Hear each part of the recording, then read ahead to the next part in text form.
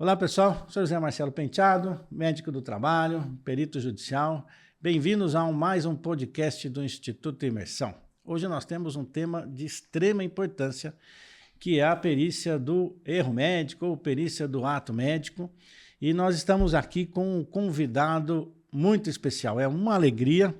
E eu vou apresentar para vocês, o currículo dele é muito grande, tá bom, gente? Só que aí o que eu fiz? Eu fiz um resumo, porque senão a gente ia ficar 15 minutos aqui só falando do currículo do Dr. Alcindo Cerci Neto. O Dr. Alcindo, ele é graduado em medicina aqui pela nossa Universidade Estadual de Londrina, mestre e doutorado em medicina e ciências da saúde, com mestrado e doutorado em medicina e ciências da saúde. Ele é especialista em pneumologia e também em medicina legal e perícias médicas. É um grande perito aqui da nossa região, já há muitos anos realizando perícias aí na vara civil, né, das perícias do ato médico. E atualmente ele é diretor clínico do Hospital Universidade de Londrina e conselheiro federal do nosso CFM. Professor adjunto da Pontifícia Universidade Católica do Paraná e também professor livre-docente da nossa querida UEL. Bem-vindo, doutor Alcindo Cerci Neto. Esteja à vontade aí. O nosso podcast, a gente começa geralmente assim, pedindo para que você conte uma história para as pessoas que estão nos assistindo, né? Conta um pouco da sua história, como começou, até onde estamos nos dias de hoje. Obrigado pela apresentação, doutor José Marcelo, mas na verdade o ícone da perícia aqui, o empreendedor, é o senhor. Eu estou muito feliz e contente de poder estar aqui e falar alguma coisa sobre esse tema, que é um tema de extrema importância, né? Bom, como que eu comecei na perícia? É uma coisa muito curiosa, porque eu terminei minha residência médica em 2001, e aí eu tinha um amigo, né, que disse assim, olha, eu tô indo para Portugal, você pode dar minhas aulas de medicina legal e perícia médica na UEL? Eu disse, mas como que eu vou fazer isso? E aí eu comecei a acompanhá-lo, né, assumi essas aulas na Unopar também, antigo Unopar, que não é Unopar mais, e gostei da coisa. Tá? Extremamente interessante. E aí eu comecei nessa área, que ainda era muito pouco explorada como especialidade médica, né? Fiz minha formação em Portugal por um tempo, fiquei lá, acompanhei como era lá, porque a nossa doutrina pericial ela é completamente de Portugal e da Espanha. E desde então eu passo a estudar e fazer perícias. Mas assim, foi algo não muito fácil, porque a época no Brasil a gente não tinha muita coisa, né? Então a gente começou a estudar. E desde então eu estou na área da perícia, e a área que mais me inclina, mais me dá prazer de fazer é a análise do ato médico, né? Análise dos serviços médicos, justamente por esse meu veio de professor.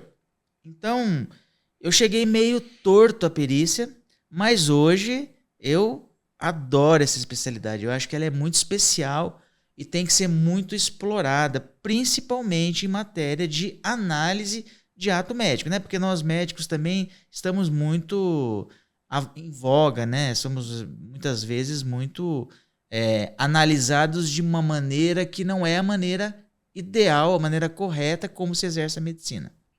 É isso. Essa é a minha jornada e agradeço muito a oportunidade de estar aqui falando com você, com vocês também, né? E poder passar algumas coisas do meu pensamento, da minha experiência, da doutrina. Muito obrigado pelo convite, estou muito feliz. Nós tivemos a felicidade, inclusive, de fazermos juntos depois o curso lá a pós-graduação. Nós nem colocamos aqui no teu currículo, né? Mas nós fizemos a pós-graduação de valoração do dano corporal lá pela Universidade de Coimbra. Foi um período muito bom, de muito aprendizado, né? Como você disse, muito da perícia médica hoje do Brasil, ela vem dos conhecimentos lá da Universidade de Coimbra, lá de Portugal, né? Além disso, Alcindo, você tem a sua atividade como você é pneumologista, você foi professor da universidade, você hoje é diretor do hospital universitário. E vocês tiveram uma grande luta aí, né? Há 3 anos atrás, que você coordenou toda a questão do atendimento do Covid aqui, né? Deve ter sido uma época muito complicada, né? Como é que foi? Conta pra gente aí também. Muito complicado, muito complicado. Ainda, talvez, quando eu falo no assunto e lembro, eu dou uma choradinha, mas hoje eu vou segurar a onda, porque foram momentos muito difíceis, né, Zé Marcelo? A gente entrou numa doença em que nós não sabíamos muita coisa, o que a gente sabia eram questões que vinham da Europa, dos Estados Unidos, principalmente da Europa, né? E que foi muito curioso, porque eu que sempre trabalhei como professor, pesquisador também, fiz muitas pesquisas científicas, foi um momento peculiar, porque você tinha artigos e evidências científicas diárias. Às vezes, no mesmo dia, você tinha informações que eram muitas vezes antagônicas. Isso sem contar, naturalmente, né? Ver muitas pessoas sofrendo, famílias, né? Famílias que não podiam, muitas vezes, prestar respeito aos últimos momentos dos pacientes que foram óbitos. E foram momentos muito complexos, muito difíceis, mas que a minha formação pericial ajudou muito nessa... E você é pneumologista também, sim, né? Tem sim. Essa sua especialidade também, né? Mas eu digo assim, além da pneumologia, né, da parte de pulmão, ventilação mecânica, COVID pulmonar, a formação pericial é uma formação muito importante. Eu acho que inclusive, se você me permite, acho que tem que ser mais explorada até na graduação, porque ela ajuda o médico a enxergar o ato médico, né? E às vezes a se portar, muitas vezes, de uma maneira diferente. É isso mesmo.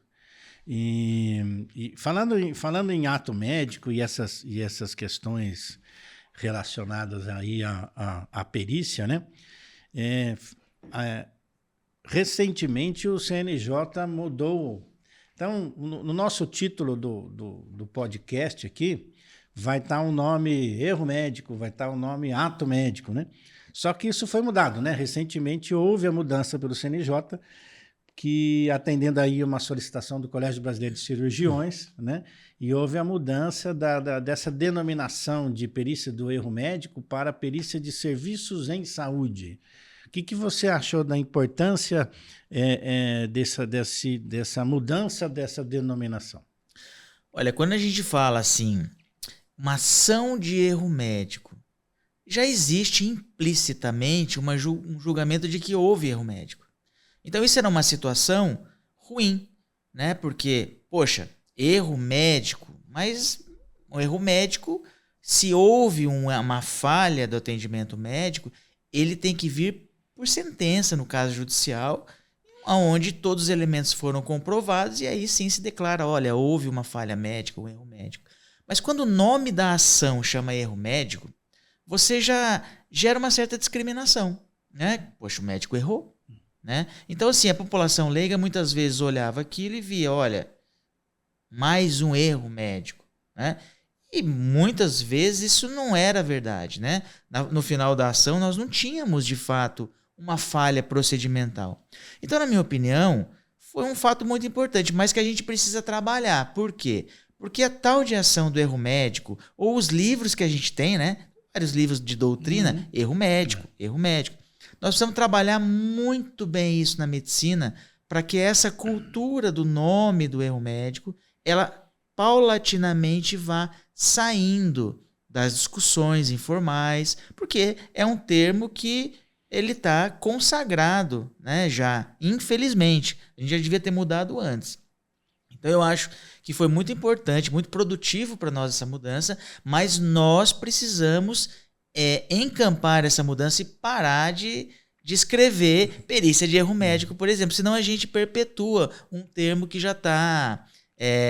a população ou o meio leigo, o próprio judiciário já se apropriou. Mesmo porque acho que muitas perícias, né, na sua experiência aí, por vezes a perícia não tá focada no ato médico, né? Às vezes é uma perícia por um problema de prestação do serviço de saúde. Então, não é especificamente um erro médico, né? Mas a prestação do serviço como um todo, né? E aí eu até queria fazer uma pergunta para você esclarecer para o pessoal que está nos assistindo aí. Qual que é a diferença de erro e de complicação? Porque eu acho que isso é um dado de extrema importância para que as pessoas entendam, né? Que não necessariamente qualquer efeito adverso que decorra de um atendimento médico é um erro médico. Pode ser simplesmente uma complicação médica, né? Então, acho interessante você informar, né, para o pessoal qual que é a diferença entre esses dois. Perfeito, José Marcelo. Olha, nós precisamos partir da premissa, e aí para vocês também, né? A gente precisa partir da seguinte premissa. O médico nem sempre cura, né? O médico tem uma função social também, além de uma função científica. E isso ele tem um escalonamento na responsabilidade médica. Então, como que no Brasil? No Brasil, a nossa responsabilidade é subjetiva. A gente deve sempre buscar o melhor resultado possível. E isso implica em duas situações diversas. Aquela situação que nós chamamos de mau resultado, né? Que é esperada, descrita na literatura, que pode acontecer, que não tem a ver com a atitude do médico, ativa ou passiva, né? Que são questões que, infelizmente, nós não temos governabilidade, não temos controle.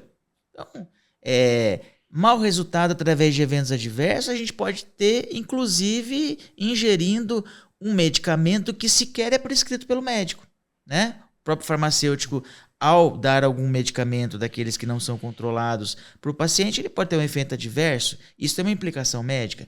E no ato médico é a mesma coisa. Então, não se tem como prometer um resultado num procedimento, né?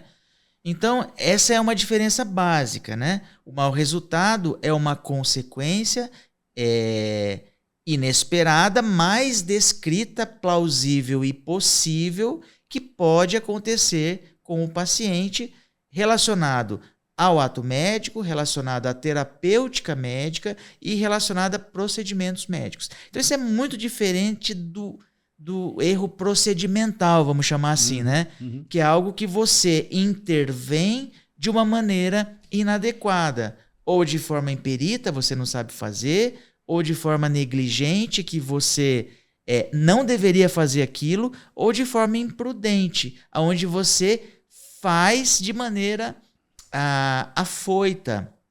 Você faz sem verificar ainda as questões inerentes àquele procedimento, àquela consulta, ou àquela prescrição, enfim. Então, isso é um tema bem pujante, viu? Uhum. E esse negócio da imperícia, imprudência, imperícia e negligência é muito interessante que você tem lá.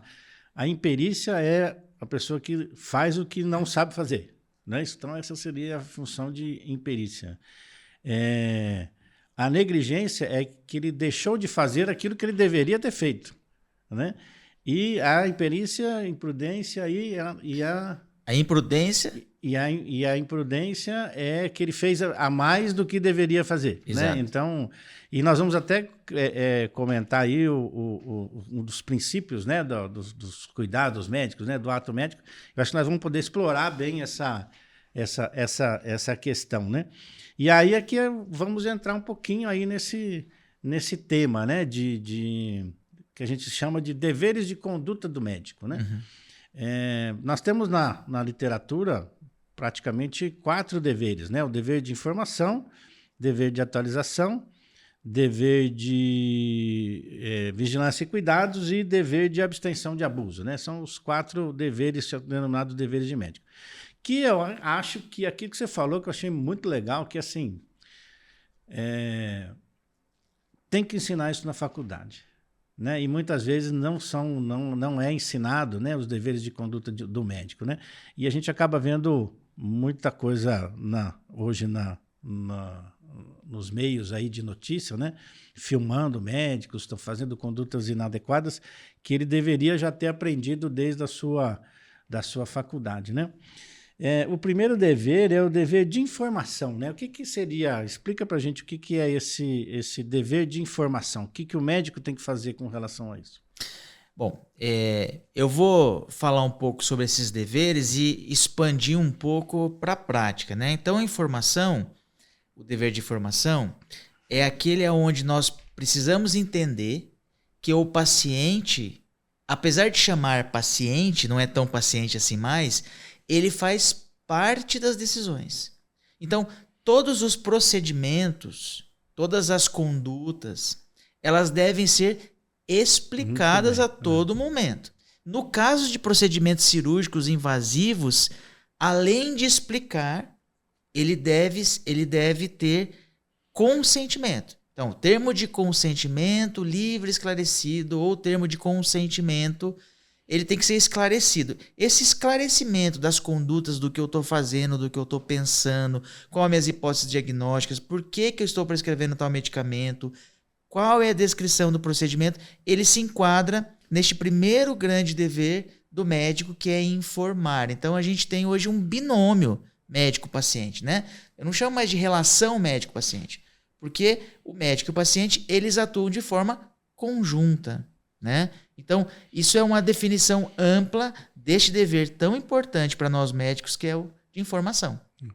E muitas vezes a gente vê em perícia médica, e é uma reclamação, e infelizmente é uma constatação também. O pessoal, o auxiliar de enfermagem entrega uma ficha para a pessoa ler e assinar no final daquela ficha o que ela leu. Isso não é um dever de informação adequado, né? Isso quem tem que promover, porque assim, se eu sou paciente, eu tenho que fazer uma cirurgia, me entrega um documento lá, um papel, com três páginas para eu ler, o que eu faço? Eu vou lá no final e só assino, né? Eu vou até contar uma história, não tem nada a ver aqui, mas é bom a gente contar umas histórias diferentes. Eu fui lá em Caribe, lá, e tinha um negócio lá assim, vamos nadar com tubarão. Maria, tá aí, doido. Falei, nadar com tubarão, legal, vamos nadar com tubarão. Cheguei lá, tinha um documento lá, escrito com um monte de coisa, que eu estava assumindo o risco de nadar com tubarão. E aí fui lá, simplesmente assinei e fui nadar. Na hora que eu entrei lá e vi os tubarão lá embaixo, você imagina o desespero meu de falar que besteira que eu vim fazer aqui, né? Agora, isso, só transportando isso para a questão, ninguém me explicou quais... você sabe que nadar com tubarão, etc, etc, etc. Tá, eu até sei, mas eu simplesmente assinei. Agora, um paciente mais simples, que não tem tanto conhecimento, se lhe entrega um papel, ele assina, e sem explicar detalhadamente... Não está, eu vejo que o dever de informação não foi devidamente cumprido, né? Isso, infelizmente, ainda tem bastante aqui nos nossos meios. E outro problema que eu queria que você comentasse com o pessoal. O dever de informação, ele tem que ser específico, né? Eu não posso ter um termo de consentimento pós-informado lá. Complicações de cirurgia. Aí tem as mesmas complicações em todas as cirurgias, né? Nada específico e nada explicado. O que você acha disso? Olha, o dever de informação ele está associado à garantia de compreensão. Que legal. Uhum. Então, assim, só informar, assinar um documento, né? Sem ter a garantia de que quem assinou entendeu... digamos assim, não tem uma eficácia boa, né? Porque a informação, ela tem que estar associada à compreensão. Então, é algo que a gente precisa investir, né? Vamos falar assim, eu não gosto muito desse termo, mas foi criado há um tempo atrás nos Estados Unidos a tal da medicina defensiva. Não acho que é muito legal a medicina defensiva, porque a doutrina completa, né? Porque ela acaba afastando o médico do paciente. A gente precisa estar mais próximo do paciente, né? Porque quando a gente estabelece uma relação legal de confiança com o paciente, é muito difícil esse paciente entender mau resultado como erro médico. Vou colocar assim. Então, nesse esteio aí, a gente tem o termo de consentimento como um importante documento que salvaguarda a nossa conduta, né? Que ele evita, mesmo que isso possa ser judicializado, um termo de consentimento bem descrito, escrito no prontuário, olha, expliquei para o paciente, entendi que ele teve a compreensão adequada e assinei 3 linhas no prontuário e o termo de consentimento preenchido, né? Com a garantia de entendimento, você está protegido. Né? Então, assim, é muito importante isso. O outro dever de conduta, e que com as questões aí da estéticas, né? Então, todo final de semana no Fantástico tem um caso mostrando de problemas relacionados à questão da estética, mas por profissionais, né? Realizando por profissionais não médicos, mas nós temos também dentro da área da medicina a necessidade do médico também comprovar que tem especialidade e capacidade de fazer aquele determinado procedimento, né? Aquele determinada cirurgia, etc. e tal. Ou no próprio atendimento do paciente, né? Isso é o chamado lá o dever de atualização, né? Como que você tem visto essas questões aí, até dentro aí do Conselho Federal de Medicina, né? Dentro existem os processos ético-profissionais, né? Como que você tem visto essa questão aí da especialidade médica no atendimento ao paciente? Essa questão da atualização é algo que a gente tem que trabalhar muito na cabeça dos médicos em formação. Eu chamo o estudante do primeiro ano, segundo ano, como médico em formação, em vez de estudante de medicina. Né? Um hábito que eu criei dando aulas lá desde 2001. E para esses médicos que estão se formando ou estão em formação, a gente precisa deixar muito claro que médico nunca para de estudar. Né? E precisamos deixar muito claro também que o que diferencia a medicina de outras áreas da saúde é que a medicina, além de ter uma visão detalhada, aprofundada, ela consegue tratar todas as complicações ou os maus resultados. Veja, mau resultado a gente já falou, a gente sabe o que acontece. Né? Agora, eles têm que ser tratados. Né? Então, um médico, ele nunca vai parar de estudar.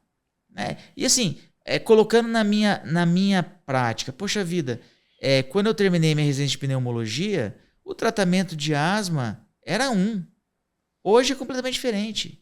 Tem outros recursos. Você imagina se eu, durante esse tempo, não tivesse me atualizado, como eu trataria a asma? Com salbutamol, aminofilina, que a gente nem usa mais, né? E no máximo corticóide inalatório, assim, de vez em quando, inalado e sem essa obrigatoriedade que a gente tem hoje. Então a atualização é importante. E veja, a atualização, além de nos proteger, protege também o paciente, porque a gente aplica as melhores técnicas. Então, o que eu quero dizer com isso? A questão de estar atualizado e da especialidade são imbricadas, elas são diretamente relacionadas. Né? Então, a especialidade médica, e aí a especialidade médica adquirida com uma grande expertise em prática, ela é fundamental. Ela é fundamental porque nós não conseguimos aplicar no paciente, no dia a dia, no procedimento, algo teórico que a gente não fez. Então, a gente só consegue fazer o que a gente já fez. Então, temos que pegar na mão e fazer. Então, a questão da atualização, Zé Marcelo, é um dever extremamente importante que a gente tem que incutir na cabeça do jovem, né? E a gente tem, assim, hoje, uma grande, nos últimos 10 anos, quase 1/3 dos médicos do Paraná tem menos de 10 anos de formado. Então, a gente precisa incutir, você tem que ser atualizado. Isso é um princípio basilar da prática da medicina. Então, independente da área que vai, não adianta, porque ser médico é algo muito além de um procedimento, seja ele estético, seja ele cirúrgico, seja ele de alta complexidade ou uma consulta médica. Né? Então, em todas as fases dessa formação nossa, dessa atuação médica, a atualização é o princípio basilar. E qual a responsabilidade ética do médico? E aí eu vou fazer um alerta para o pessoal que está nos assistindo. Do médico que ele não é especialista, ele não tem o registro de qualificação profissional, né, de especialista, e escreve no seu prontuário, no seu receituário, no seu cartão de visitas, tal, escreve lá assim, que está sendo extremamente comum: psiquiatria, dermatologia. E este médico, ele não tem especialidade, ele fez uma pós-graduação, mas ele não tem uma especialidade em psiquiatria. E está atendendo como se psiquiatra fosse. Qual a responsabilidade ética desse médico? Veja bem, eu quero deixar bem claro o primeiro ponto, o seguinte: como médico, tendo CRM, eu até entendo que ele pode atender e tratar uma depressão, atender uma doença. Eu fui médico numa cidade de 20 mil habitantes durante 13 anos, né? Como na época eu era atuando na parte de clínica médica, né? De clínica geral. Então a gente atendia depressão, atendia doença de pele, atendia criança, atendia idoso, atendia. Então o médico ele pode dar esse atendimento, né, de qualquer área da medicina para qualquer paciente, desde que ele tenha uma limitação até onde ele pode chegar. Mas o problema que eu estou alertando não é nem esse. É a questão do médico informar no seu receituário, né, na sua clínica, tratamento de transtornos mentais. E aí você vai ver, ele não tem especialidade em psiquiatria, né? Boa pergunta, doutor José Marcelo. Só temas polêmicos nesse blog, hein? Mas vamos lá, temos que falar. Vamos seguir essa questão do dever de atualização, tá? Um médico, ele pode e deve fazer tudo aquilo que ele se sente capaz e preparado de fazer. Então não existe um direcionamento. Olha, eu preciso ser especialista em psiquiatria para atender pacientes com doenças psiquiátricas. Não, tá? Se você vai atender, fez um curso de especialização, uma pós-graduação, seja ela presencial ou online, isso é ótimo. Por quê? Se nós temos o dever de atualização, qualquer atualização é boa. A questão do anúncio da especialidade, ela não tem muito a ver com a prática médica, com a competência médica, vamos colocar assim, né? Ela tem a ver com uma questão de mercadológica, com uma questão de sociedade, com uma questão da nossa obrigação de informação, voltando no primeiro princípio. O paciente tem que ter a informação correta. É inegável que quando você se dedica a uma área mais especificamente, ou através da residência, ou você fica lá 4 anos acompanhando um colega naquela especialidade, faz uma prova de título, né, e consegue seu RQS, o Registro de Qualificação de Especialidade, você tem uma vivência, uma experiência e um conhecimento mais aprofundado naquilo. Nenhum de nós médicos vai negar isso.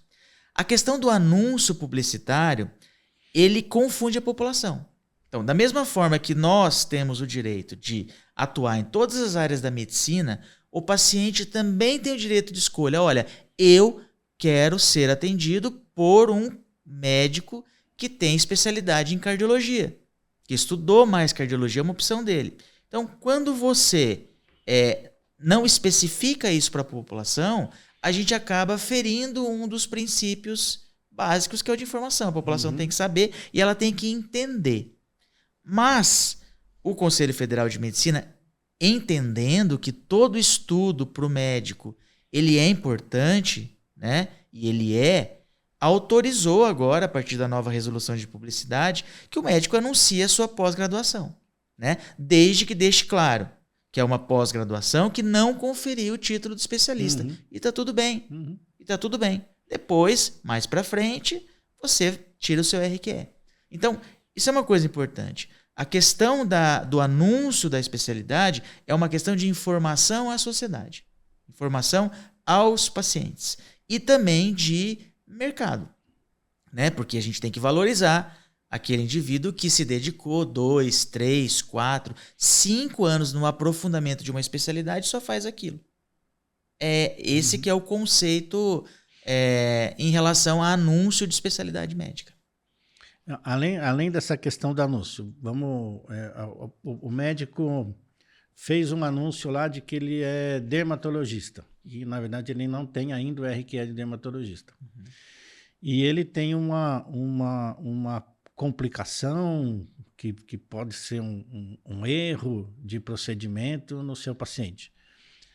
O fato dele não ter a especialidade é algo que pode se somar na hora da sentença do juiz com relação à questão do ato que ele praticou. Sim ou não? Eu acho que o juiz, assim, a gente que trabalha com perícia, né, Zé Marcelo? O juiz, a gente nunca sabe o que vai sair da cabeça dele. Mas, assim, em termos genéricos, sim, eu acho que isso pode influenciar na interpretação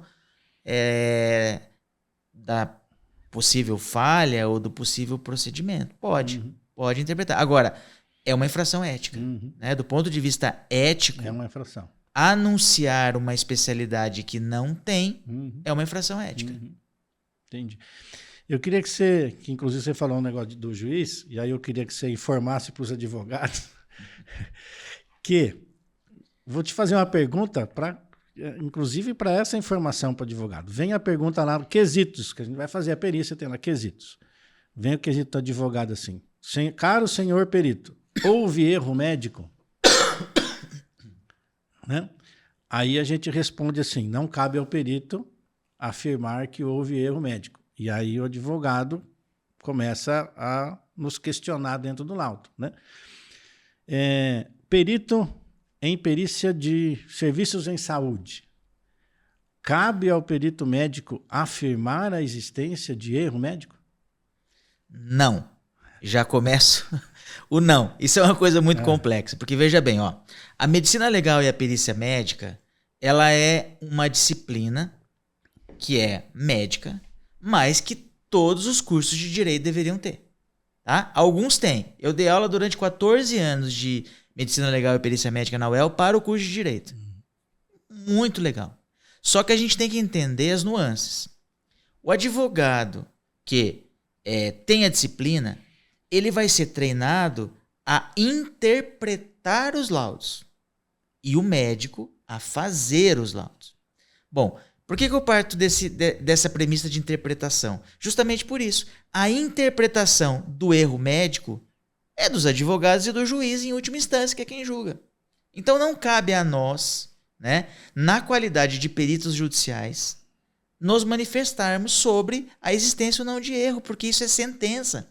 Mesmo porque nós não temos, muitas vezes, o domínio de tudo. Muitas vezes na perícia, e aí a doutrina é bem clara nisso, né? A perícia ela é um estudo transversal. O meu resultado da perícia é aquele que eu estou vendo com aqueles elementos daquele momento. Pode ser que mais para frente tenham outros elementos que venham de depoimentos, provas documentais, outro tipo de prova que eu não tenho acesso, mas o juiz vai ter. Os advogados vão ter, porque eles interpretam o conjunto probatório. E a perícia é um dos elementos do conjunto probatório. Então, se a gente se manifestar sobre erro médico naquele momento pericial, além de não ser adequado, ainda é perigoso, porque você pode extrapolar a sua função e os seus elementos de prova. Tá? Então, só pode ter declaração de erro médico feita por médico quando a instância é ética. Aí a instância ética... Aí é o CRM. É o CRM e, em última instância, o Conselho Federal de Medicina. Fora disso, não. Não peçam isso pra gente, porque quem sabe a doutrina pericial não responde. A gente, normalmente, eu coloco, não sei se está certo, né? Você vai me dizer aí, eu coloco, por exemplo, o dever de informação não foi devidamente cumprido, ou não há conformidade, ou prontuário. Então, eu geralmente eu coloco se há conformidade ou não, né? E aí, se isso vai ser interpretado pelo juiz, se é um erro, aí vai ser o juiz que vai interpretar. Então, a gente interpreta isso que a gente está conversando. Se houve os desvios em determinadas condutas, né? Desde que, obviamente, estiver sendo perguntado no processo. É isso? Exato, exatamente. O outro dever é o dever de abstenção de abuso, né? Comenta aí com a gente aí sobre isso que é de extrema importância também para os médicos. Ele é importante, é um dever bioético, né, da não maleficência, que é colocado aqui como também princípios norteadores da prática médica. Assim, é o entendimento. Eu acho que às vezes esse princípio, Zé Marcelo, tem a ver com algo que é muito difícil, que a gente precisa conversar em relação à medicina, que é a nossa saúde mental, né? Porque às vezes fazer algo que a gente sabe que não beneficia o paciente, às vezes é uma tentativa desesperada de salvar o paciente, de cura, de melhorar a vida que está no DNA médico. E é muito difícil nós falarmos para um paciente assim, olha, não tenho mais o que fazer, né? Que, aliás, isso está sendo muito bem tratado agora. Qual a obrigatoriedade dos cuidados paliativos, né, na graduação e no Sistema Único de Saúde? Mudou recentemente, colocaram nas diretrizes curriculares da medicina cuidados paliativos e também no SUS com uma política governamental médica. Eu acho que o médico vai conseguir lidar melhor com isso, né? De não propor procedimentos que não vão levar nem ao alívio e nem à cura. Então, é o que fala desse princípio. Agora, é lógico, né, que existem exacerbações. Por exemplo, eu já fiz perícia aonde o colega foi fazer uma mamoplastia redutora em uma paciente que estava em coma na UTI, né? Então, assim, verdade. Então, algo assim que não é aceitável. Você submeter uma paciente a um procedimento cirúrgico. O que é isso, gente? Pois é. Então acontece, né? Mas assim, graças a Deus que isso é muito raro e infrequente acontecer. Mas o princípio da não maleficência, de não causar dano, é algo bem importante para o paciente, né? Para nós. E até o que eu vejo mais nas perícias que eu já realizei, é indicação de cirurgia que não estava indicada, né? Então, esse também é um problema sério que a gente tem encontrado, né? Que ainda não tem um diagnóstico preciso, não sabe o que o paciente tem e acaba indicando uma cirurgia que não resolve os sintomas porque não tinha feito o diagnóstico correto e faz-se uma cirurgia e tem-se uma complicação dessa cirurgia. Então, acaba dando problema para o médico, não necessariamente também pela complicação da cirurgia, mas porque indicou uma cirurgia que não deveria ter sido feita, né? Sim. Esse é um grande problema, né? Mas o que nós encontramos mais no nosso dia a dia de perícia é, na verdade, o dever de vigilância e cuidados, né? Exato, exatamente, né? É o princípio mais importante, eu acho, que é aplicado à perícia, viu? Uhum. Porque ser médico hoje, aliás, até uma questão que a gente precisa trabalhar na academia também, não é só você colocar um estetoscópio no pescoço, abrir uma porta e começar a consultar paciente, né? Hoje em dia, nós precisamos ter cautela, né? Existe uma legislação que tem que ser observada.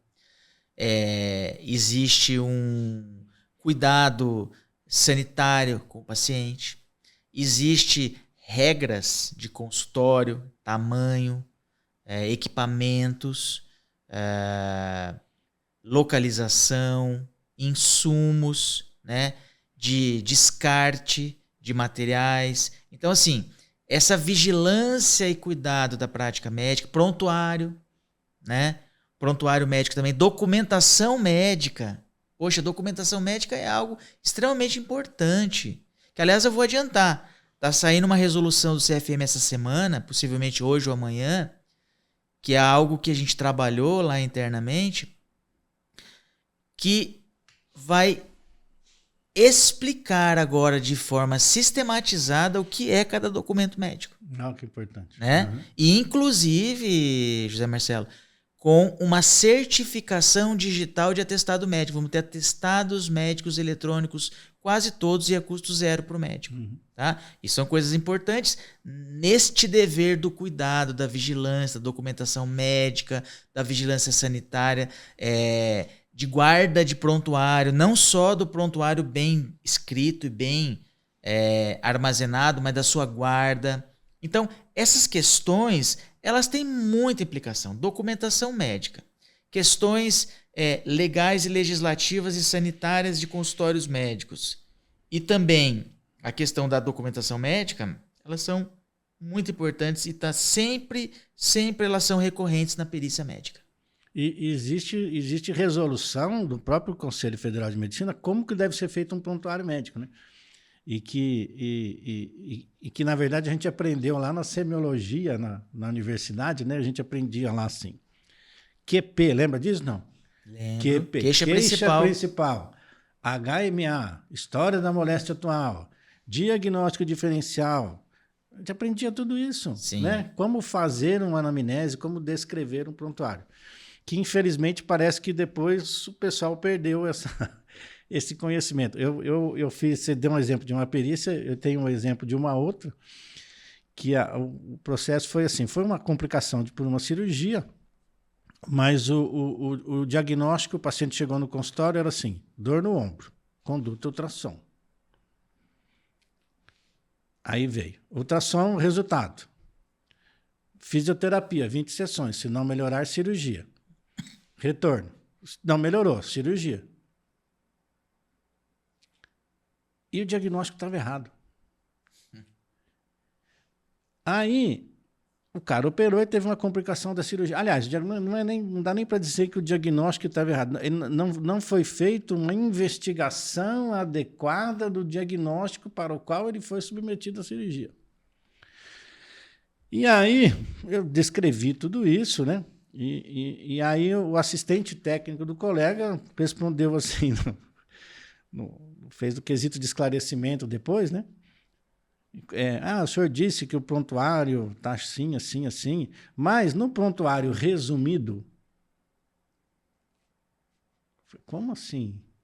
Prontuário resumido? Não existe prontuário. Ou é prontuário, ou não é prontuário. E aí, Alcindo, eu respondi assim, o prontuário está tão resumido que nem se é no ombro direito ou se é no ombro esquerdo e está escrito no prontuário. Então, veja bem, você atende 20 pessoas por dia, 5 dias por semana, 20 dias por mês. Esse prontuário serve para você, no retorno, saber o que você pensou, qual era a história clínica, como são os sintomas, tinha dor, tinha formigamento, tinha irradiação, qual o diagnóstico diferencial que você está pensando no caso, né? Porque você não vai lembrar. Né? Então, o prontuário ele tem que ser completo justamente para, inclusive, o médico poder lembrar. E o prontuário é o principal meio de defesa do colega médico. Né? Exatamente. E, assim, a gente precisa defender o prontuário médico. Porque, veja, hoje em dia, se você quiser colocar uma declaração ou um documento como verdadeiro, você tem que ir num cartório, fazer uma ata notarial... E o cartorário certificar, porque ele tem fé pública. O médico é o único profissional que produz um documento de forma unilateral e esse documento tem valor para defendê-lo. Né? Então, assim, a força do prontuário é muito grande, mas ele só tem força quando nós preenchemos o prontuário de forma adequada. Ele nos protege, né? Ele nos defende. E ainda nós guardamos o prontuário, a guarda é nossa. Então, assim, eu não entendo muito, não vejo uma justificativa de não se fazer um prontuário bem feito se aquele documento, além de te orientar, além de te relembrar aquele caso concreto de forma muito direta, personalizada, ele ainda te defende. E eu estou vendo um problema que poderá acontecer no futuro, que já dava até para acontecer já, que é a questão do prontuário eletrônico. Existem normas do próprio Conselho Federal de Medicina como que deve ser o sistema, o software, a qual esse prontuário eletrônico está sendo utilizado. Inclusive, esse prontuário eletrônico ele tem que ser protegido de mudanças posteriores no que a pessoa escreveu. E isso é facilmente conseguido através de uma perícia digital dentro do software do médico, né? E o que eu vi em vários processos, tanto trabalhistas quanto cíveis, é utilização de prontuários sem a devida proteção, sem o que o CFM determina que seja, né? Lembra? Proteção ICP, tem que entrar com certificado digital. Nível de segurança 2. Nível de segurança, tal, né? Isso poderá ser um problema futuro para esses colegas também, né? A gente precisa diferenciar assim, o prontuário digital do prontuário eletrônico. O prontuário digital é aquele que a gente digita, você imprime e assina. Tá? Então, esse prontuário digital ele vai ter, fisicamente ele vai existir. O prontuário eletrônico, que você tem a certificação digital para entrar no prontuário, para fazer modificação, ele, de fato, né, ele tem alguns problemas ainda. Né? Desses problemas, a gente tem a intercomunicabilidade de sistemas. Eu acho que a gente precisa investir nisso, né? Os sistemas de prontuário eletrônico, eles têm que se conversar, né? E a gente tem que utilizar a tecnologia a nosso favor. Por que eu vejo hoje, assim, numa percepção pessoal que eu acho que a gente precisa mudar? O prontuário eletrônico, ele diminui papel, diminui o armazenamento, mas ele também gera custos, né? Ele gera o custo de armazenamento na nuvem, de backups diários, de memória, enfim. Ao mesmo tempo, ele ainda não está aumentando o tempo do médico-paciente. Porque os processos de digitar, às vezes, em muitos não são intuitivos. Você abre uma página, abre outra, fecha aqui, depois não fecha, tem que abrir outra. Então, ele aumentou o tempo em que você se dedica a escrever. Eu não estou dizendo que essa dedicação é para escrever melhor, tá? Ele não escreve melhor. É que os processos digitais ainda não estão legais. Então, nós precisamos intercomunicabilidade entre todos os sistemas. Isso é urgente, José Marcelo. Não importa o sistema que você usa, eu uso, ou o SUS vai usar agora, que eles estão fazendo. Eles têm que se conversar, né? Porque se não se conversar, eu não consigo transferir o prontuário eletrônico para outro prontuário eletrônico. E a segunda coisa, a gente precisa usar a tecnologia que está vindo aí, inteligência artificial principalmente, a nosso favor. De modo assim, meu sonho, isso eu pretendo desenvolver, se tiver possibilidade de fazer isso, né? É que a fala se torne o elemento de entrada do prontuário eletrônico. Entendeu? Então, em vez de você digitar, abrir folha, abrir outra folha, agora eu tenho que colocar os sinais vitais. Aí você fecha o prontuário, abre o outro, coloca... agora eu tem que... Entendeu? Que falar com o paciente, conversar, olho no olho, tempo, né? Isso automaticamente na fala você tem o prontuário eletrônico ali, depois você só assina. Então, isso que você falou é muito legal, que na hora que você estava falando, eu estava imaginando aqui, o grande problema que a questão de você ficar digitando no computador pode estar acarretando na sua relação com o paciente. Por quê? Porque a primeira coisa que o médico teria que ter é a atenção ao que o paciente está falando. Né? Exatamente. A gente aprendeu lá faces, atitude, né? Lá na faculdade. Sim, lembra, cheiro, né? Como ele se comporta, movimento de cabeça. Né? A gente aprendeu tudo isso. E a outra coisa, eu fico pensando o paciente que ele chega para você, senta aqui, começa a falar assim, doutor, eu estou com uma dor, eu estou com não sei o quê. E aí o médico está virado de lado, olhando para o computador, digitando o que ele está falando, né? O que Mas esse... você está digitando com 10 dedos, normalmente nós digitamos com 3, né? E aí, o que isso já também pode estar afetando essa própria relação médico-paciente, né? Porque a relação médico-paciente ela é muito próxima, né? É de você pegar na mão, é de você olhar no olho, não é isso? De você escutar, de você... Aquilo que você falou, às vezes a gente não consegue curar, mas você pode auxiliar, ajudar, né? Diminuir sofrimento, diminuir dor. E o que essa máquina que foi colocada entre o médico e o paciente pode estar influenciando na nossa consulta médica, né? Perfeito. E aí a gente consegue voltar no começo, né?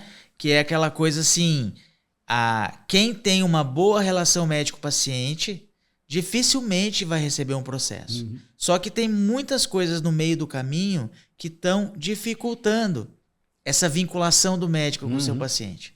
E a tecnologia que deveria estar aí para nos ajudar, para melhorar, muitas vezes, como você bem disse, eu concordo, ela acaba atrapalhando, porque o paciente não entende isso. Ele entende, poxa vida, olha, fui lá para conversar com o médico e não conversei com a orelha dele, porque ele ficou o tempo todo digitando. Ele nem entendeu? olhou para mim. Nem olhou para mim. Entendeu? Então, a informação, a compreensão, a vinculação, esses deveres médicos, a gente precisa repensar. E meu sonho é conseguir trabalhar com isso. Quem sabe eu não vou conseguir. Muito bem.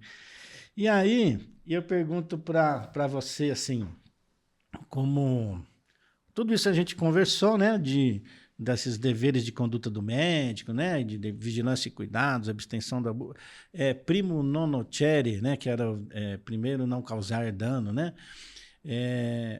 Quais as dificuldades que um perito médico tem para realizar as perícias médicas nas perícias hoje denominadas de serviço em saúde? Você, como perito, qual que é as maiores dificuldades que você encontra?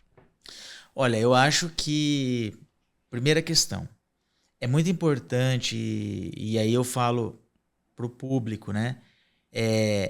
Por que a perícia médica é uma especialidade? Porque ela tem uma doutrina própria e ela tem uma metodologia própria, tá? Então, a gente precisa entender o que nós estamos fazendo, né? Então, objeto da perícia, a linguagem, eu não estou fazendo um relatório para outro médico. A temporalidade, eu preciso analisar os eventos ao tempo em que eles ocorreram. Isso é um princípio de dificuldade, né? Porque às vezes os eventos aconteceram há 10 anos atrás. Eu preciso trabalhar com as evidências de 10 anos atrás, não com as atuais, né? A busca de informação, o prontuário médico, que muitas vezes ele é mal feito, e dados indiretos em perícia são extremamente importantes, né? Esses dados indiretos de prontuário, de exames complementares, são extremamente importantes. E a maneira como a gente deve lidar com os outros atores que tem na perícia e que não existe no ato médico tradicional, vamos chamar de ato médico pericial. Advogados, prepostos, acompanhantes, né? A gente precisa saber lidar com estes indivíduos, com estes atores que a gente não aprende a lidar no ato médico tradicional, que eu tenho ali no máximo um acompanhante, um familiar, né? Então, essas são dificuldades muito, muito relevantes. E entendimento, né? Você fez uma perícia, você está presa àquele processo judicial até o seu final. E saúde mental. Saúde mental é uma dificuldade. Nós precisamos entender, por exemplo, que simulação é uma regra do jogo. Porque se a gente for ficar bravo, né, sair do sério por cada simulação que a gente vê claramente que acontece, com cada porrada que às vezes vocês advogados dão na gente, a gente não faz perícia, né? Então, assim, todos esses cuidados eu acho que são importantes. E são cuidados e dificuldades, porque não são fáceis de fazer, não são fáceis de lidar. E você tem que enfrentá-los para ter uma boa caminhada na área da perícia médica, principalmente envolvendo procedimentos de saúde. Na perícia trabalhista, isso é muito comum, né? que é onde eu mais atuo aí nas perícias. Essa questão da simulação, a gente tem que entender que, na verdade, também não é só do trabalhador. Tá? Então, o pessoal acha que só trabalhador que está simulando ali, a empresa também tem muita empresa simulando que fazia programas, que fazia etc. e fazia nada. Então, a gente começa a perícia, é diferente de você atender um paciente, né? Quando você é médico, assistente, você está atendendo o paciente vem contando toda a verdade para você, porque ele quer que você alivie o sofrimento, cure, etc. E tal. Ali, numa perícia, nós temos os dois lados querendo ganhar um processo judicial. Então, o que ele vai passar para você não é necessariamente a verdade dos fatos, né? Uhum. Então, eu falo muito para meus alunos que é exatamente isso. Você começa a perícia não acreditando em ninguém, né? Então, você vai pegar as duas versões, você não acredita em ninguém, no que ninguém está falando. Obviamente, você dá atenção, escreve, vê o que cada um tá colocando, né? Você vai dar a oportunidade para as pessoas passarem a sua versão, né? Mas você vai ter que corroborar isso depois com outros documentos, com outros fatos que tem no processo. E, inclusive, com a coerência clínica, né? Então, um dos critérios de nexo que a gente fala é a coerência clínica, é a avaliação, aquele quadro clínico, né? Aquela cirurgia de síndrome do túnel do carpo leve, que fez uma cirurgiazinha, e por que não melhora? A coerência clínica diz, não, isso aqui tem que estar melhor, né? Uhum. Então, mas a gente tem que saber também que aquele periciando, ele está trazendo muita coisa da casa dele, de problemas da casa, de resolução da vida, de dificuldades da vida, de dificuldades de ganho, né? Ali há uma oportunidade para ele de ter um ganho financeiro. A empresa está se defendendo, né? Então, e isso que você falou, eu acho que é de extrema importância. Ali a gente sabe, né? E a gente tem que procurar não se alterar emocionalmente, entendendo a situação que está nos apresentando, né? Exatamente. Uhum. Isso mesmo. E estamos chegando aí ao nosso final aí, né? Mas eu queria que você mandasse uma mensagem para os médicos, né? Então, assim, que é o nosso podcast é bem direcionado também aos colegas, né?